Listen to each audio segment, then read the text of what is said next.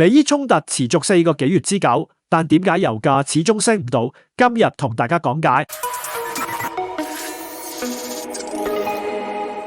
早晨，我係 AI Mark， 今日係2026年7月10日，歡迎收睇財經早餐。美伊衝突再度升級，美國再次對伊朗發動空襲，而且引發伊朗喺海灣地區對美國軍事基地報復之後，霍爾木茲海峽航運風險進一步上升。不過有趣嘅係，上述事件並冇使到油價大幅上升。紐約期油今個星期最高大約升到76美元就掉頭回落，今朝喺亞洲市場報71.92美元，係乜嘢壓抑咗油價上升呢？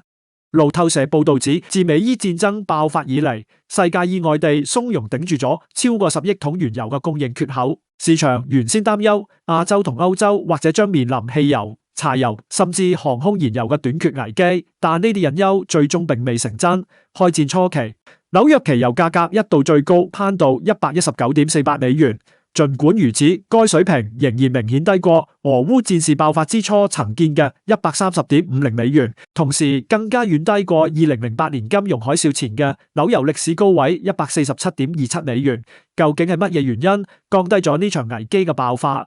路透社認為當中原因主要有3。首先，各國可能從戰略儲備入面調用咗大約10億桶原油，其中包括由國際能源署 IEA 主導創紀錄嘅庫存釋放行動。其次，根據美國能源信息署 USCIA 數據，中國喺美伊戰爭爆發前已經累積咗相當可觀嘅油品庫存，去到2025年底，中國嘅石油庫存大約係14億桶。呢一個數字超越咗包括美國4.13億桶在內嘅 IEA 全部32個成員國儲備總和嘅12億桶。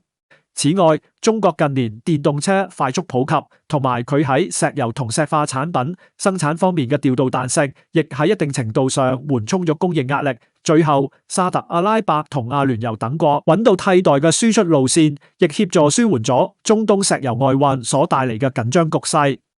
美伊雖然未達成和解，但就而家油價水平基本上已經差唔多跌返美伊爆發戰爭前位置，對環球經濟壓力已經係大大舒緩，所以我哋可以預期，一旦雙方全面和解，海峽全面重開，相關中東產油國預料將搏命加大出口力度，以提升石油銷售收益，從而彌補過去幾個月因小麥石油所造成嘅財政缺口。屆時油價或者面臨更大幅度嘅下調壓力。當然，最終一切仍取決於美伊和談嘅具體進展同結果，就等我哋密切留意當中發展。好啦，今日時間差唔多，我哋聽日再見。